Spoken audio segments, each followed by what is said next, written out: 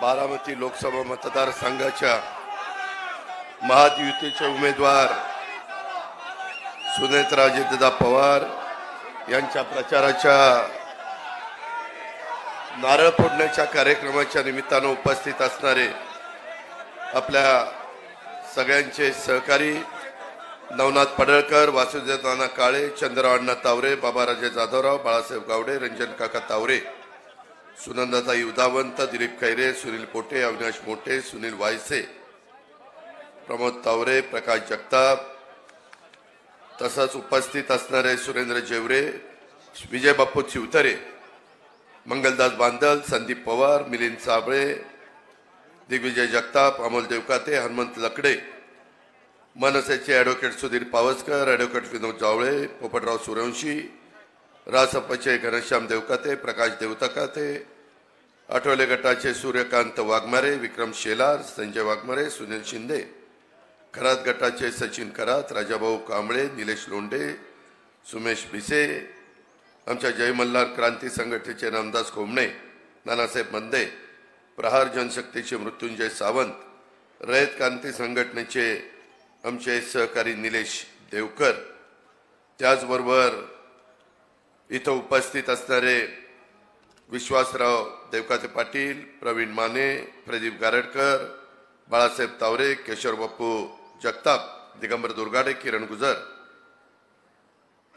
जय पाटील, पुरुषोत्तम जगताप, सचिन सातव, प्रशांत काटे, राहुल वाबळे, वीरधवल जगदाळे, सुभाष सोमाणी, योगेश जगताप, मदनराव देवकाते, करण खलाटे, प्रमिनिता खोमणे, सुनील पवार, इम्तियाज शिकलकर, अनेक माझे सहकारी या सगळ्या बारामती परिसरातले आहेत. आमच्या गावचे आत्माराम देवकाते पाटील, बाळासाहेब पवार, सैजराव मोहिते, सुरेखा शेलार, सुनीता पवार, देवीदास देवकाते, अनेक माझ्या कनेरी, काटेवाडी, पंचक्रोशी, बारामती तालुका, बारामती शहर, बारामती लोकसभा मतदारसंघ या भागातून प्रचाराचा नारळ फोडण्याच्या करता, मारुती रायाचं दर्शन घेण्याच्या करता आणि महायुतीच्या उमेदवाराला शुभेच्छा देण्याच्या करता उपस्थित असलेले सर्व वडीलधारी नेते, तरुण सहकारी, महिला भगिनी, पत्रकार मित्र आणि माझ्या बंधू भगिनींनो, खरं तर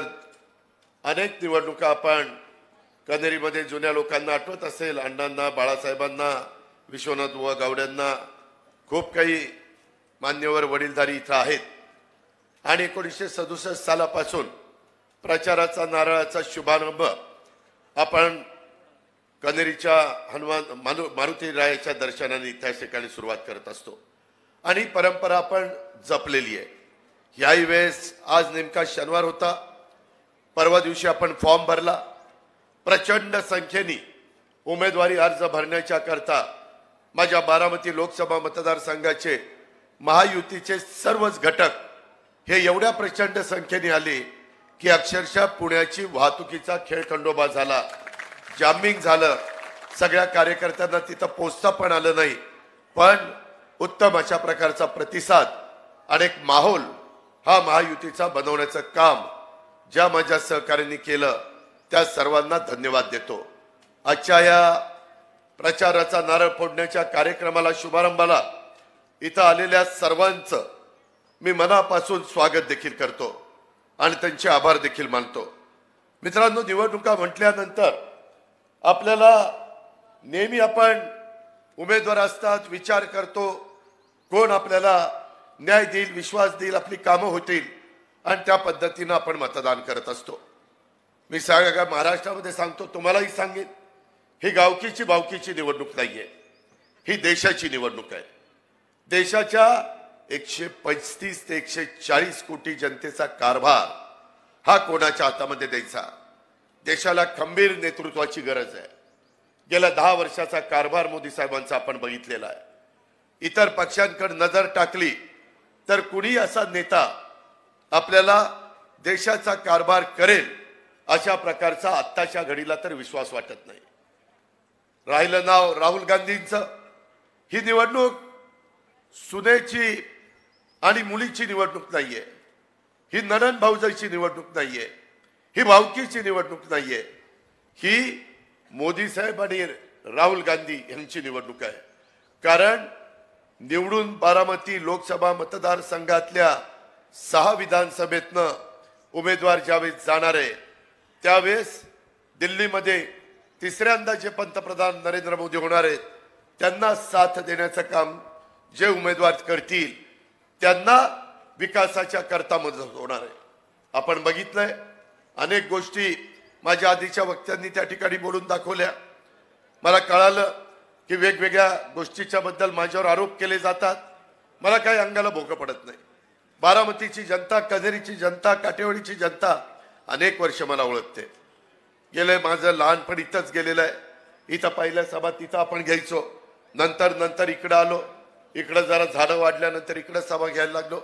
ह्या सगळ्या काळाचे, ह्या सगळ्या स्थित्यंतराचे बारामतीतले वडीलधारी लोक साक्षीदार आहेत. हे पण आपल्याला नाकारता येणार नाही, विसरता येणार नाही. मित्रांनो, सहज मी बघत होतो. काल मी पाहिलं त्याच्यामध्ये आदरणीय पवार साहेब वर बसलेले होते. लोक भावनिक कसं करतात बघा. आता मी इथं बसलोय, सुनेत्रा उमेदवार म्हणून तिथं बसली, बाकीचे सगळे स्टेजवर बसलेत. अतिशय गर्दी झालेली आहे. महत्वाच्या लोकांना देखील नीटपणे बसायला जागा नाही. काही इतर ठिकाणी बसलेत. काल अतिशय दूरची दृष्टी. तुम्हाला काय सांगू की अमेरिकेचा टाइम्सचा कोणतरी पत्रकार आलेले होते. राजदीप सरदेसाई पण आलेले होते. त्याच्यानंतर साहिल पण आलेले होते. मीडिया मोठा होता. नेमके पवारसाहेब तिथं वर बसलेले, पायापाशी सुप्रिया बसलेली, ह्या बाजूला रोहित आणि इथं युगेंद्र, अख्खं कुटुंब जवळ घेऊन बसले होते. बाबूराव तुम्ही इथं आहात, प्रकाशराव तुम्ही इथं आहात. कधी एकदा तरी एवढ्या सभा झाल्या असं जवळपास कुणी बसलो होतं का? साहेब तिथं बसले तर मी लांब कुठेतरी बसायचो, जवळ पण बसायचो नाही. बाकीचे सहकारी जवळ बसायचे. एक मीडियाला अमेरिकेमध्ये देखील ते जावं की बघा कुटुंब कसं एक आहे. आणि ती मुलं माझ्याही मुलासारखी आहेत. मी 91ला तुम्ही मला खासदार केलं बाळासाहेब चंद्रराव देवकाते, आणि ते खासदार केल्यानंतर एकाचा जन्म झालाय. आणि ती काल सांगतोय सगळ्या संस्था साहेबांनी काढल्या. म्हणजे आम्ही काय नुसतंच मी काय केलं? 31-32 वर्ष मी नुसतं शांत बसलो, काहीच मी केलं नाही. ही बारामती जी काही सुधारली ती इतरांच्याच मुळे सुधारली. अजितचा काडीचा संबंध नाही. ह्याचा कुठंतरी विचार करा. एवढ्यावरच नाही, मला तर त्यांनी सांगितलं. मी आता इथं चंद्ररावण्णा बाळासाहेब आहेत, त्याच्यामध्ये सगळ्या गोष्टीला मी उल्लेख करणार नाही कारण त्या गोष्टीला मला फार महत्व द्यावंसं वाटत नाही. पण त्या संदर्भामध्ये सगळ्या संस्था साहेबांनी आणल्या. बारामतीकरांनो, छत्रपती सहकारी साखर कारखाना कुणी आणला? जाचक बंधूंनी आणला. माळेगाव सहकारी साखर कारखाना कुणी आणला? शेंबेकरांनी आणला. जाधवराव बाकीचे सगळे मान्यवर त्याच्यात होते. सोमेश्वर कारखाना कोणी आणला? मुगुटराव अप्पांनी आणला. हे सगळं जगजारी आहे ना. त्याच्यानंतर खरेदी विक्री संघ पूर्वीचाच होता, बाळासाहेब पूर्वीच होता, आपल्या काळात नाही निघाला. त्याच्यानंतर बारामती बँक पूर्वीच होती. पोपटराव तुपे आणि कोणी त्याच्या आधीच्या काळामध्ये काम करत होते. फार काही उदयाला आलेली नव्हती. खंडागळे गुणवडीचे खंडागळे, हा खंडेराव खंडागळे. बरं ठीक आहे, माझं काही चुकलं तर सावरून घ्या. त्याच्यामध्ये बारामती बँक त्यावेळेची. मार्केट कमिटी कधीची आपली आहे? फार पूर्वीपासूनची. नगरपालिका कधीची आहे? 1865. कुणाचे तुमचे आमचे एकाचाही जन्म झाला नव्हता. संस्था सगळ्या त्यांनी काढल्या पण जन्म झाला नव्हता. काय डोकं चालतंय? त्याच्यामध्ये फक्त एक, ज्यावेळेस स्वर्गीय अप्पासाहेब काकांनी दुधाचा धंदा वाढवण्याचा प्रयत्न छत्रपती सहकारी साखर कारखान्याच्या माध्यमातून केला. विठ्ठलराव दादा कोकरे असतील, तिकडं अकोबा शिंदे असतील, अनेक आमचे सहकारी असतील, यांनी दुधाचा धंदा सुरू केला शेतकऱ्यांनी आणि त्याच्यातून मग स्वर्गीय व्ही.डी. अण्णा जगताप यांनी पहिल्यांदा ते मुख्य प्रवर्तक बारामती तालुका दूध संघाचे मला वाटतं झाले आणि तो दूध संघ मात्र साहेबांच्या मार्गदर्शनाखाली निघाला. विद्या प्रतिष्ठान 72ला 71ला काहीतरी दुष्काळ झाला त्यावेळेस कृषी विकास प्रतिष्ठान विद्या प्रतिष्ठान काढलं. कृषी विकास प्रतिष्ठानचं सगळं योगदान हे स्वर्गीय आप्पासाहेब काकांचं आहे. अक्षरशः उन्हाचं त्या माळावर जाऊन खड्डे घ्यायचे काम ते करायचे आणि त्याच्यातनं कृषी विकास प्रतिष्ठान बहरलेलं अनेकांनी ते साक्षीदार आहेत. त्याच्यामध्ये विद्या प्रतिष्ठान तिथं 71-72ला सुरू झालं. पहिली शाळेचं उद्घाटन रजनी पटेलांनी केलं. MS हायस्कूलमध्ये आत्ताचा बालविकास आत्ताचं विनोद कुमार गुजर बालविकास मंदिर आणि पूर्वीचं बालविकास मंदिर बरीच मुलं तिथं शिकलेली आहेत. त्या ठिकाणी ती शाळा काढल्यानंतर 91 पर्यंत विद्या प्रतिष्ठानची कुठलीही शाखा निघाली नव्हती. 91ला तुम्ही मला खासदार केलं, मला तिथं ट्रस्टी घेतलं आणि त्याच्यानंतर मी त्या MIDC मध्ये जमीन घेतली आणि त्याच्यातली 40 एकरामधली 10-12 एकर तर जमीन ही क्रीडांगण म्हणून घेतली. ती आजही MIDCच्या नावावर आहे. मग 40ची मी 60 केली, 60ची 80 केली, 80ची 100 केली, 100ची 140 केली. हे कुणी केलं तुम्हाला माहिती नाही, माहिती आहे. आणि खुशाल आमचे चिरंजीव सांगतात हे सगळं साहेबांनी केलं. तिथल्या इमारती वगैरे सगळं कोण पाणी मारत होतो, कोण बांधकाम करत होतं, साहेबांचे आशीर्वाद होते. मी नाही म्हणत नाही, पण तुम्ही एवढं दडदडीत खोटं कसं काय बोलता? काही वाटेल तशा पद्धतीनं चुकीचं का लोकांना सांगता?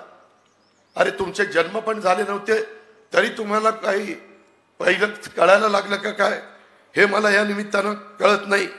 त्याच्यामध्ये आज खरं तर 72,000 कोटीचं कर्जमाफी झाली. पी. चिदंबरम, सोनिया गांधी, पवार साहेब असे अनेक जण होते. परंतु त्याच्यानंतर पण विजयराव बापू शिवतारे तुम्ही कर्जमाफी देवेंद्र फडणवीसनी पुढाकार घेऊन 71,000 कोटी झाली, ती देशाची झाली आणि तुम्ही केली ती 35,000 कोटीची होती. यांनी 35,000 कोटीची केली, राज्याची ती देशाची. त्याच्यानंतर पुन्हा मी सरकारमध्ये गेलो त्यावेळेस उद्धवजी आम्ही सगळ्यांनी पुन्हा पहिल्या कर्जमाफीचं नाव बहुतेक शिवाजी महाराजांचं दिलं होतं ना, शिवाजी महाराज कर्जमाफी योजना आणि नंतर महात्मा ज्योतिबा फुले कर्जमाफी योजना ती आम्ही केली. त्याचा तर कोणी उल्लेखच करत नाही. ती काही 1000 कोटी त्याच्यामध्ये वेळेत परतफेड करणाऱ्याला 50,000 दिले. अजून काही विषय राहिलेत. मी दिलीपरावांना सारखं सांगतो याद्या पाठवा, वेळेत परतफेड करणाऱ्यांना आपण देऊन टाकू. आम्ही पण नंतरच्या काळामध्ये कर्जमाफी राज्यात केली ना, वेगवेगळ्या प्रकारचे निर्णय घेतले ना. त्याच्याबद्दल जास्त कोणी बोलायला त्या ठिकाणी तयार नाहीये. आणि एकंदरीतच काम करत असताना वेगवेगळ्या पद्धतीनं काही जण सांगतात. एकाने तर काय सांगितलं की म्हणले धमक्या दिल्या जातात. आता कोण धमक्या देतोय? अहो एवढे तुम्ही सगळे बोलताय, गप खाली मान घालून गुमानी ऐकतोय. काही बघितलं का? कोणाला धमकी दिली का? मी धमकी देत बसलो असतो तर एवढ्या मतांनी लोकांनी मला निवडून दिलं असतं का? आज मी आपल्याला सगळ्यांना सांगेन, सकाळी माझ्याकडे किरण तावरे आणि काही जण होते. सुवर्णा दत्तात्रय पवार, शारदानगर शिपाई, डे स्कूलची शारदानगरची 10 वर्ष काम करत होती. 3 दिवसापूर्वी तिला कामावरून कमी केलं गार्गी मॅडम यांनी आणि निरोप दिला, तुझा मुलगा घड्याळाचं काम करतोय, तुला उद्यापासून कामावर यायचं नाही. हे धडधडीत ज्वलंत उदाहरण. शारदानगरच्या परिसरामध्ये मीटिंग घेऊन काय काय चाललंय आणि कुणाकुणाला काय दमदाटी केली जाते. उगीच कशाला काही पण थापा मारायच्या, त्याच्यामध्ये कुणाचा गँग म्हणून उल्लेख करायचा आहे. आज मलिदा गँग कुठं कसली गँग? अरे त्याच्यामध्ये यांना कुणाला जास्त काही माहिती नाही. बारामतीकरांनो, खरं तर आता विजय बापू, मंगलदास, बाबाराजे, आमचे वासुदेवराव असे अनेक मान्यवर इथं आहेत. त्यांनी थोडंसं मला समजून घ्यावं. परंतु कधी कधी दुसरी बाजू आम्ही बोललो नाही तर लोकांना ते खरं वाटायला लागतं. 10 एकच गोष्ट खोटी सांगितली तर लोकांना खरी वाटायला लागते. जिल्हा परिषदेची निवडणूक लागली 2017ची. त्याच्या आधी मी सांगतो, काल साहेब सगळ्यांना घेऊन बसले होते. 89ची निवडणूक. 89ला स्वर्गीय हिरेमठ काका, विजयराव कोलते, बारामतीतले काही लोक असे साहेबांना वर्षा बंगल्यावर भेटायला गेले आणि साहेबांना म्हटले, साहेब बारामतीमध्ये अजितला लोकसभेची उमेदवारी द्या. 89चं सांगतोय. साहेबांनी सांगितलं, असं करा, मी जातो आता काटेवाडीला शेती बघायला आणि त्याला इकडे पाठवा आणि त्याला राजकारण करू द्या.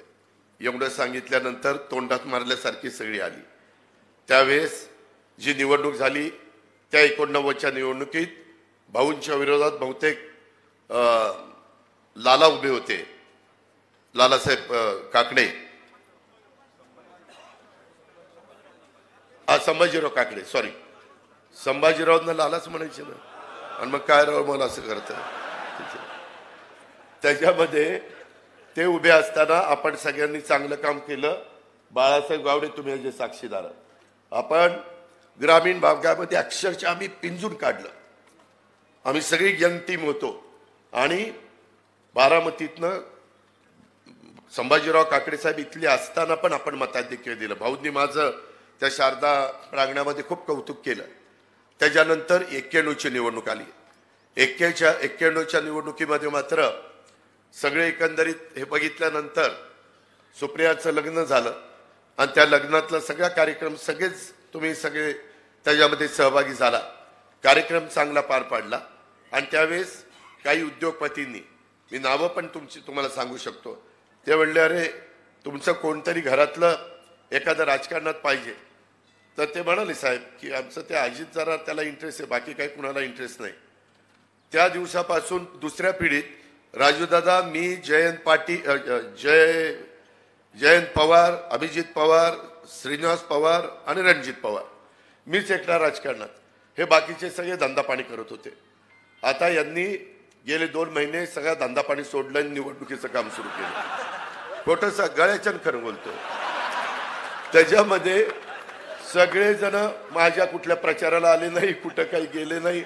सुरुवातीच्या वेळेस प्रचार केला असेल, पण तुम्ही जीवाभावाचे कार्यकर्ते सगळे प्रचार करायचे आणि आपण एक निवडणुका जिंकत त्या ठिकाणी गेलो.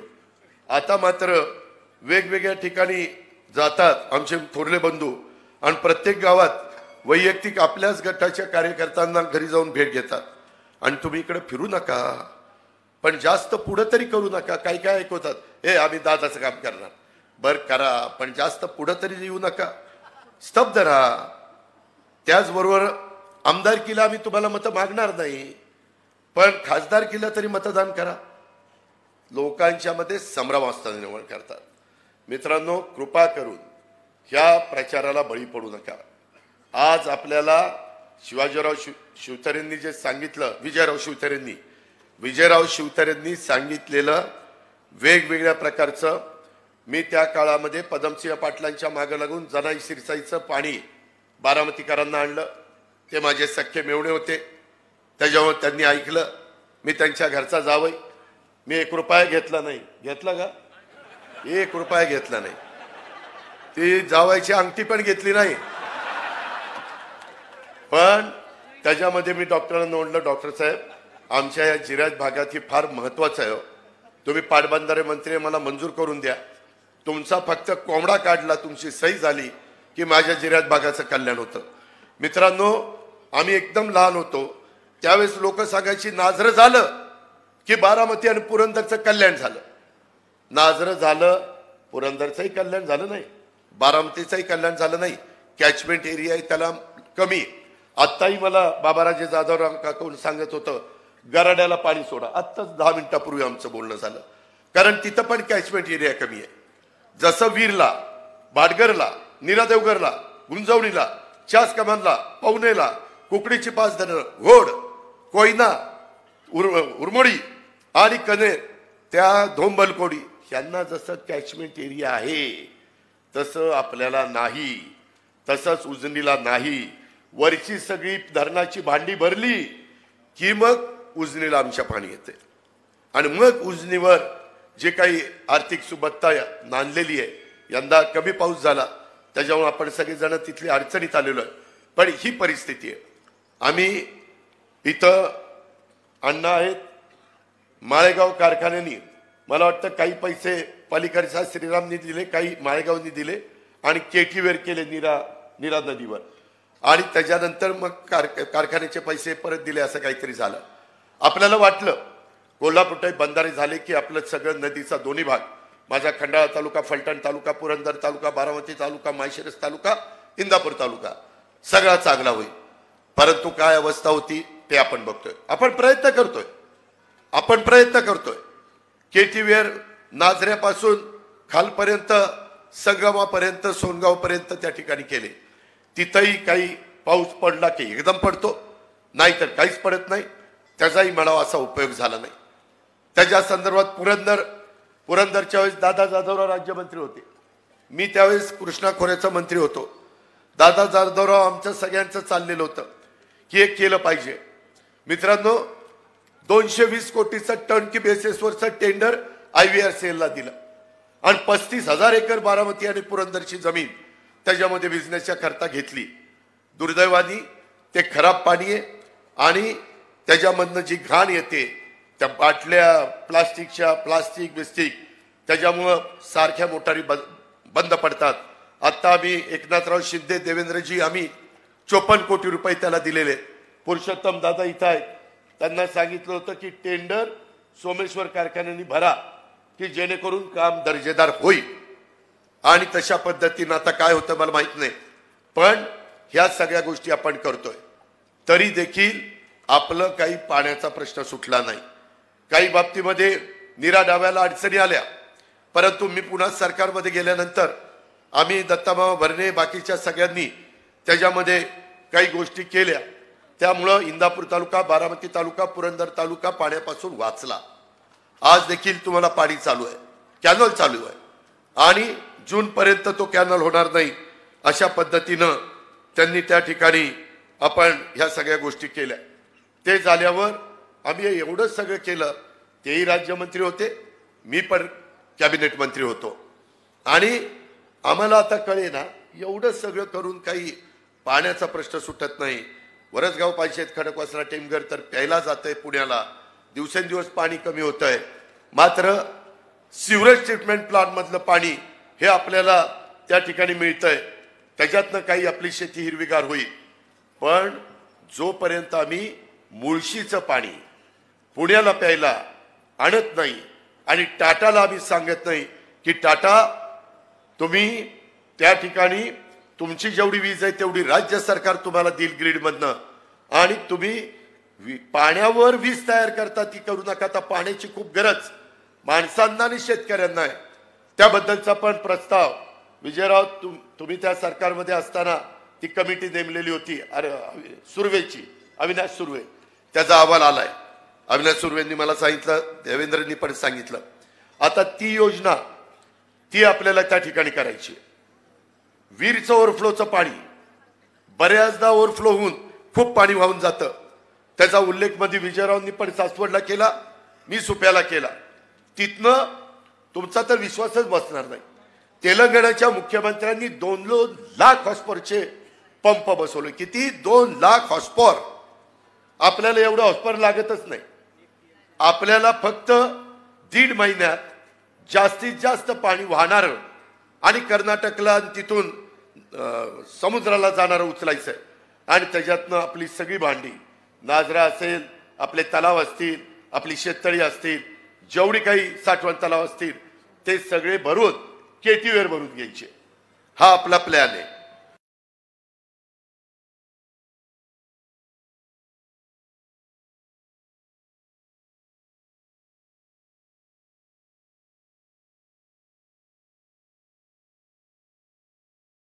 हे आपण लक्षात ठेवा, हे निवडणूक आली म्हणून नाही, हे बराच विचार करून, कारण पाण्याची उपलब्धता असल्याशिवाय आपण काही मित्रांनो करू शकत नाही, ही वस्तुस्थिती आहे। केलेला आहे। आता या सगळ्याला लागतो पैसा। मी अर्थमंत्री आहे, अर्थमंत्री म्हणून एवढा पैसा बजेटमधून मी देऊ शकत नाही। त्याचबरोबर कृष्णा भीमा स्थिरीकरणाचं तेही टनेलमधनं पाणी सोमनथळी उद्दटला आणायचंय, त्याच्याकरता सरकारची तयारी आहे। कारण ते पाणी जास्तीचं जे ते मराठवाड्याला द्यायचंय, त्यांच्या हिश्श्याचं कृष्णा खोऱ्याचं पाणी राहिलेलं आहे आणि त्याच्याकरता निधी लागतो। जसं टेंबू ताकारी म्हैसाळला 8 TMC, परवाच मी संजय काकाचा फॉर्म भरायला मी आणि देवेंद्रजी गेलो होतो, त्यावेळेस तिथं 1 लाख एकराची योजना तिथं झालेली आणि त्याच्यातून 1 लाख एकराला माझा सांगली जिल्ह्यातली काही गावं, माझ्या सोलापूर जिल्ह्यातली काही गावं, माझ्या सातारा जिल्ह्यातली काही गावं ही त्याच्यात घेतलेली 1 लाख एकर अशा पद्धतीनं। आणि त्याला मोदी साहेबांनी सांगितलं मी तुम्हाला निधी देतो। केंद्र सरकारला आपल्या विचाराचा खासदार बारामतीकरांनो भावनिक होऊ नका का पाठवायचा, तर तिथं मोदी साहेबांना सांगता आलं पाहिजे मोदी साहेब खासदार तुमच्या विचाराचा दिलाय, शिरूरमधनं दिलाय, पुण्यातनं दिलाय, मावळातनं दिलाय, आता आम्हाला त्या ठिकाणी निधी द्या। आज आपलं 6-6.5 लाख कोटीचं बजेट आहे, त्याच्यापेक्षा कितीतरी 15 पट मोठं दिल्लीचं बजेट आहे, दिल्लीचं बजेट आहे। उद्या वर्ल्ड बँकेचे पैसे पाहिजे तरी शिफारस कोणाची लागती, सेंट्रल गव्हर्नमेंटची। सेंट्रल गव्हर्नमेंट तुमच्या विचाराचं असलं पाहिजे। उद्या जायकाचे पैसे पाहिजेत, जसं पुण्याने 1000 कोटी रुपये आणले, शिफारस कोणाची लागती, केंद्र सरकारची। RBIचा पण त्याच्या महत्वाचा वाटा असतो।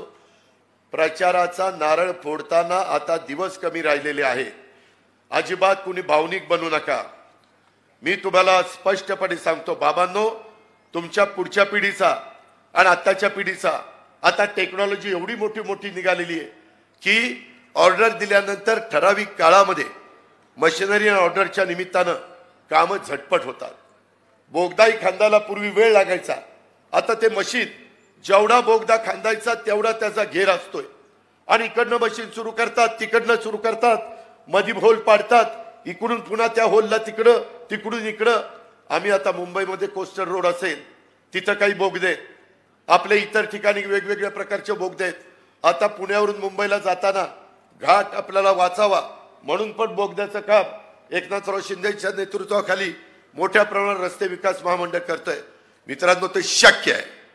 माग वीर खांद्याला किती दिवस लागायचे, लोक म्हणायची घर बांधून बघा, वीर खांदून बघा आणि लग्न करून बघा।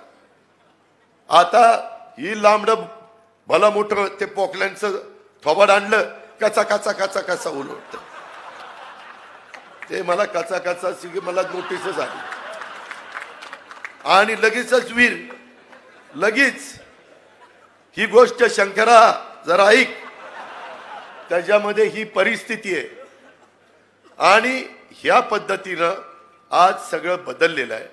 म्हणून मित्रांनो, मोदी साहेबांच्या विजन एवढं वेगवेगळ्या त्यांच्या मनामध्ये अजूनही देशाच्या भल्याकरता खूप काही गोष्टी करायच्या, महिलांच्या करता करायच्यात। महिलांना तर 1/3 आरक्षण आले 2029ला, जेवढे 543 मधल्या 543 सोडून वर त्या ठिकाणी महिला घेतल्या, त्याकरता नवीन संसद बांधली 800ची।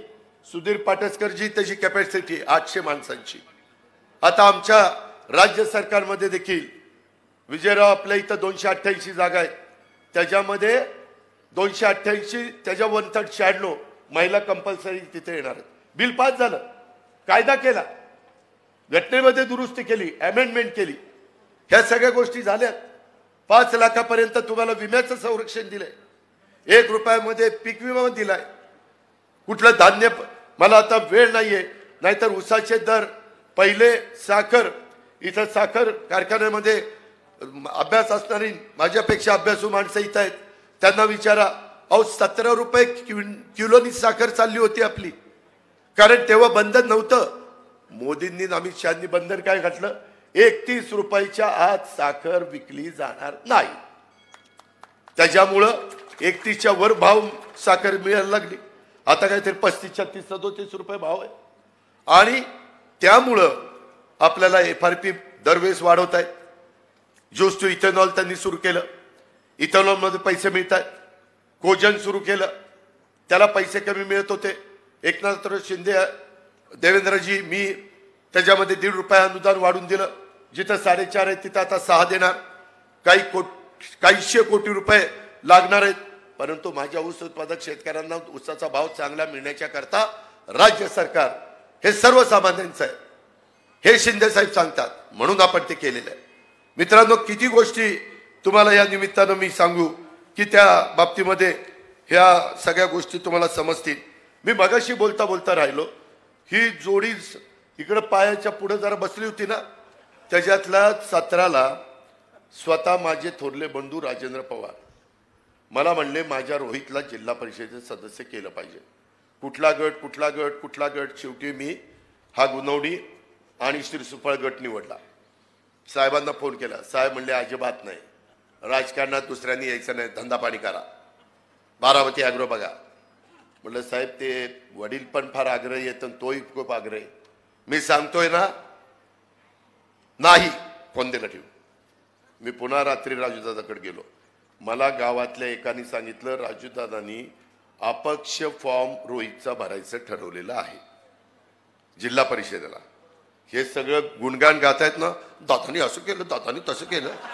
पण जिल्हा परिषदेचं अपक्ष उमेदवारी लढायचं ठरवलेलं होतं. सूचक म्हणून पण सांगतो, भाऊसाहेब भालचंद्र काटेला सांगितलं, तो त्याच्या एकदम राईट हँड आहे.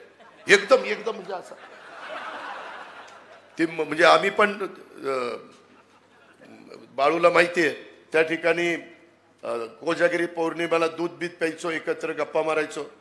पण आता गडी फारच, मला त्याच्या घरात सुपारीचा का काही कार्यक्रम होता त्यालाही बोलवलं नाही. एवढा माझा दुस्वास करायला लागला.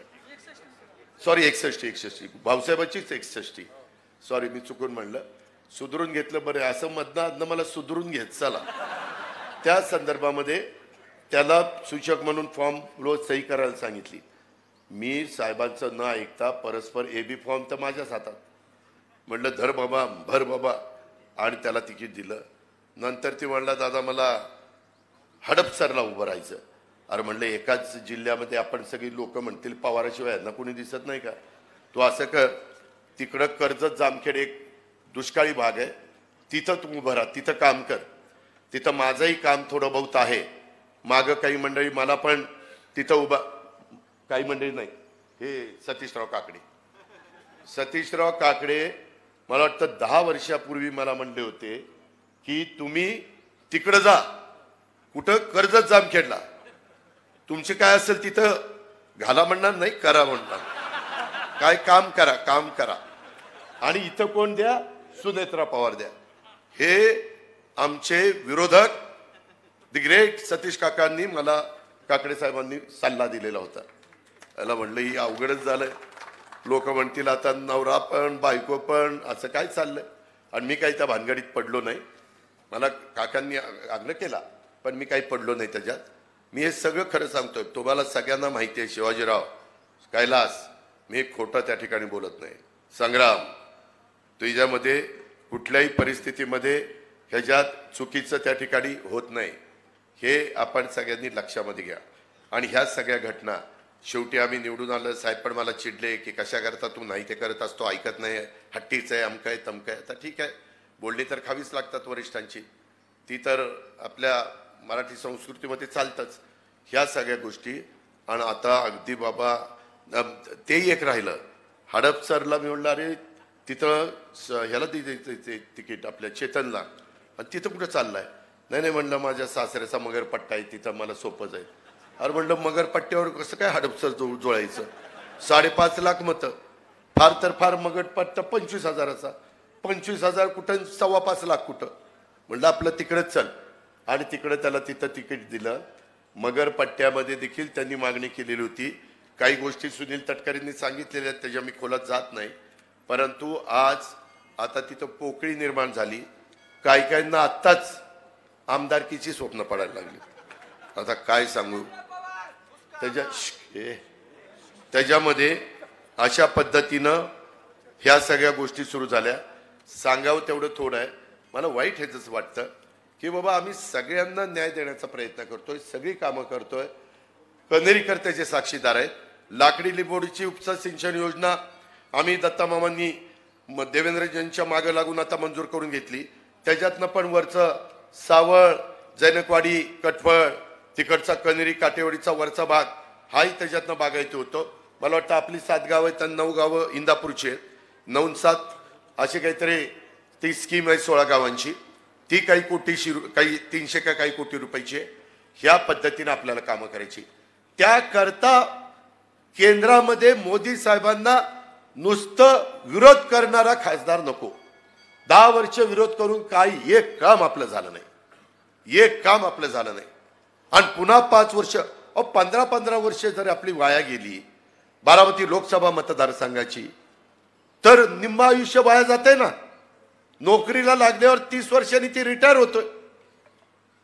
28व्या वर्षी नोकरीला लागतोय, 30 वर्षांनी 58 होतोय आणि रिटायर होतोय. त्याच्यातली जर निम्मी वर्ष गेली तर कसं व्हायचं? त्याकरता ही निवडणूक महत्वाची आहे. त्याकरता महायुती ह्याच्यात आम्ही आमची विचारधारा सोडलेली नाहीये. शिवशाहू फुले आंबेडकरांच्या विचारधारेनेच आम्ही चाललोय. आमच्यावर वाटेल तशा प्रकारचे आरोप त्या ठिकाणी केले जातात. कोण सांगतं दिल्लीला आम्ही दोघंच नडतो. अरे दिल्लीला तुम्ही दोघं नडता, परंतु आमच्या लोकसभा मतदारसंघाचं नुकसान होतंय त्याचं काय? तिथं नडून नाही चालत, तिथं आपलंसं करून कामं करून घ्यावी लागतात. तिथं विश्वास संपादन करून कामं करून आपण सगळ्यांनी लक्षामध्ये घेतली पाहिजे. आता काल काहीतरी सांगितलं की साहेबांची ताकद अमेरिकेपर्यंत आहेत आणि आज तिकडचे अमेरिकेचे न्यूयॉर्क टाइम्स जर्नलिस्ट आलेले. आता त्यांना सांगितलं की बाबा 19 तारखेला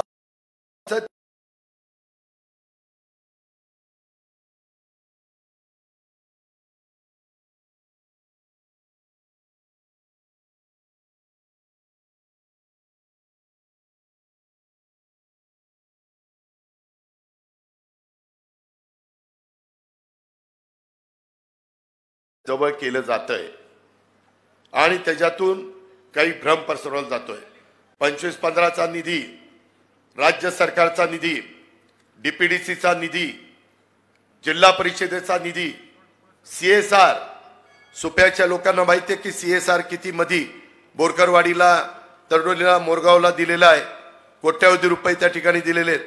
गावामध्ये प्रत्येक बूथवर जे मतदान होईल ते अत्यंत चांगलं झालं तरच त्याचं श्रेय गावाला दिलं जाईल. नाहीतरी काही जण अजित पवार गावचा सरपंच आणि अजित पवार जर घड्याळाचं काम करत असेल तर अजित पवारच्या विरोधातल्या गावातल्यांनी उलटं काम करायचं आणि अजित पवारला कसं तिथं कमी पडायला हे बघायचं. त्यापेक्षा सगळ्यांनी काम करा, सगळ्यांनी हातभार लावा. त्याच्यामध्ये काहींना वाईट वाटलं. मी म्हटलं की आता वडिलांना निवडून दिलंय, 91ला मुलाला निवडून दिलंय, 3दा मुलीला निवडून द्या, एकदा सुनेला निवडून द्या. ह्याच्यात काय माझं चुकलं? मी हेही सांगतो, तुमच्या सगळ्यांच्या देखत सांगतो, माझ्या लोकसभा मतदारसंघातले मान्यवर त्यांच्या देखत सांगतो, निवडून दिल्यानंतर माग जे 15 वर्षाच्या करता उमेदवार निवडून गेलेले होते त्यांच्या 5 वर्षाची प्रत्येक कारकिर्दीपेक्षा ह्यांची कारकीर्द जास्त उजवी असेल हे मी तुम्हाला करून दाखवीन. मी देवेंद्रजी, एकनाथराव, आम्ही पण दिल्लीमध्ये जाऊ, आम्ही मोदी साहेबांना सांगू. आता मी इकडे लक्ष, म्हणजे आता हा निर्णय घेतल्यामुळं आता आमच्या मोदी साहेबांच्या पण ओळखी झाल्या, आमच्या अंबानी अडाणींच्या पण ओळखी झाल्या. पूर्वी आमच्या ओळखीच नसायच्या, आम्ही नुसतंच घासायचो. मोठी लोक यायची, आलो आलो आलो, ह्यांनी केलं आणि निघून जायची. राबणारा राहायचा तसाच. ठीक आहे, हरकत नाही, परंतु आता तरी आमच्या ओळखी व्हायला लागल्या. त्या ओळखीचा फायदा आम्ही राज्यालाच करून देतोय, जिल्ह्यालाच करून देतोय. आणि त्यामुळं माझी तुम्हाला विनंती आहे की ह्यामध्ये मला बारामती सारखं, पुरंदर, दौंड, इंदापूर, आमचं बोरवेला, मुळशी, खडकवासला हाही भाग करायचा आहे. खडकवासला शहरी भाग आहे, परंतु तिथंही आपल्याला ते करायचं आहे. आता ते करण्याच्या करता आपल्याला अनुभव आलेला आहे. त्याच्यामुळं खूप जण म्हणतात, अरे यांना बारामतीशिवाय काही दिसतच नाही, बाकीच्याला देतच नाही. मी अनेक ठिकाणी आता इतर भागाला पण देतोय, कारण तुम्हाला समाजाचं काम करायचं म्हटलं तर सर्वांना बरोबर घेऊन जावं लागतं. त्याच्यामुळं तो विचार आपण करतो. अजूनपर्यंत अनेक पदाधिकारी जे राष्ट्रवादी काँग्रेसचे, भाजप, शिवसेना, मनसे, रासप, RPIचे सर्व घटक, सदाशिवराव खोतांचा पक्ष सगळे त्या निमित्तानं कामाला लागले, परंतु अजूनपर्यंत अनेक पदाधिकारी पूर्ण ताकदीनं कामाला लागलेले नाहीत. माझी त्यांना हात जोडून विनंती आहे की त्यांनी कृपा करून आता कामाला लागावं. घड्याळाचं काम करायला दोन अर्थ निघतात कामाला लागायचे. एक कामालाच लावा किंवा खऱ्या अर्थाने कामाला लावून निवडून पाठवा. पक्षाच्या कार्यकर्त्यांनी ठामपणे एकाच बाजूने त्या बाबतीमध्ये उभं राहावं. आज शनिवार आहे, मारुतीरायाचा दिवस आहे. मनाला विचारा की तिकडच्याही सभेला गेलो आणि ह्याही सभेला आलो, हात वर करा बरं. तेव्हा झालेच 2-4 हात वर. त्याला कळलंच नाही पण हात वर झाले. ही सगळ्या डगरीवर नकारे पाय देऊ. कुठंतरी एक साईड धरा, एक साईड.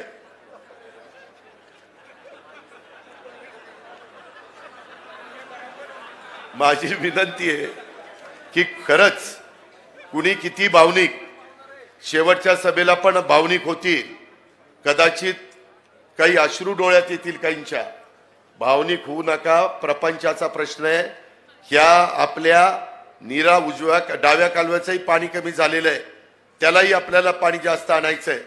आणि आम्ही विजयराव आणि देवेंद्रजी ह्या सगळ्यांनी जो निर्णय घेतलेला तो खूप चांगला घेतलेला आहे. त्याच्यामध्ये गावातील प्रत्येक वाडीवर वस्तीवर जाऊन लोकांना आपली पक्षाची म्हणजे महायुतीची आणि विकासाची बाजू समजून सांगा. जे मतदार बाहेर गावी आहेत त्यांची तातडीने यादी करून त्यांना संपर्क करा आणि मतदानाला आणण्याचं नियोजन करा. गावामध्ये गटतट विसरून फक्त घड्याळालाच कसं मतदान होईल. हो बोलतो बोलतो बोलतो नाना, तुझं ना ऐकायचं तर पुन्हाच ऐकायचं. त्याच्यामध्ये गटतट विसरून घड्याळाला कसं मतदान होईल पहा. कार्यकर्ते आणि पदाधिकारी यांच्यात एकमेकाशी समन्वय ठेवा. राष्ट्रवादी काँग्रेस पक्षाची महत्वाची भूमिका आहे. आपल्या मित्र पक्षाला थोडंसं महत्व द्यायला कमीपणा वाटून घेऊ नका. मित्र पक्षातील पदाधिकारी आणि कार्यकर्त्यांना बरोबर घेऊन समन्वय साधून प्रचार करा. महादेवराव जानकरांना माझ्याकडं परभणीची जागा आली, परंतु मी तिथं राजेश विटेकर निवडून येत होता, पण सगळ्यांना संधी मिळाली पाहिजे त्याकरता तिथं जानकरांना आपण उमेदवारी दिली. आणि निवडून आणण्याच्या करता एकनाथराव शिंदे का महादेव जानकरांची शिट्टी वाजली, त्यांची खूण तिथं शिट्टी आहे. त्याच्यामुळं तिथं परभणीत शिट्टी आणि बाकीच्या भागामध्ये कमळ, धनुष्यबाण आणि घड्याळ ह्या खुणा आहेत. तर समन्वय साधून तो प्रचार आपण सगळ्यांनी केला पाहिजे अशी माझी आपल्याला सगळ्यांना आग्रहाची, कळकळीची, नम्रतेची त्या ठिकाणी विनंती आहे. मी बारामती तालुक्यामध्ये तुमच्या सगळ्यांच्या मदतीनं काय विकास केलेला आहे हे आपल्या सगळ्यांना माहिती आहे. आणि उद्याच्याही काळामध्ये अजून साखरेला आणि शेतकऱ्यांच्या मालाला 2 पैसे अधिक मिळतील ह्या पद्धतीचा प्रयत्न हा निश्चितपणे आपल्या सगळ्यांचा राहणार आहे. ही पण मला तुम्हाला सगळ्यांना या निमित्तानं सांगायचंय. मित्रांनो, माझी पुन्हा विनंती आहे की शेवटच्या सभेला आपण जमणारच आहोत, परंतु आपण कुठल्याही प्रकारे भावनिक होऊ नका. आणि काही झालं तरी महायुतीच्या घड्याळाच्या चित्राच्या शेजारचंच बटन दाबण्याचं काम उद्याच्या 7 तारखेला आपण सगळ्यांनी करा. आणि आपल्या उमेदवाराला काही लाखांनी बारामती लोकसभा मतदारसंघातनं दिल्लीला पाठवा. हीच आग्रहाची, नम्रतेची, कळकळीची विनंती करतो आणि आपल्या सगळ्यांची रजा घेतो. जय हिंद, जय महाराष्ट्र. धन्यवाद दादा. धन्यवाद. या ठिकाणी धनवानजी वदक आभार प्रदर्शन करतील. धन्यवाद काका वदक. खूप गर्दी आहे, सगळ्यांनी थोडीशी शिस्त पाळा. खूप गर्दी आहे. कणेरी ग्रामस्थांच्या वतीने या ठिकाणी दादांचा सन्मान होतोय आणि वहिनींचाही सन्मान होतोय. खूप गर्दी आहे.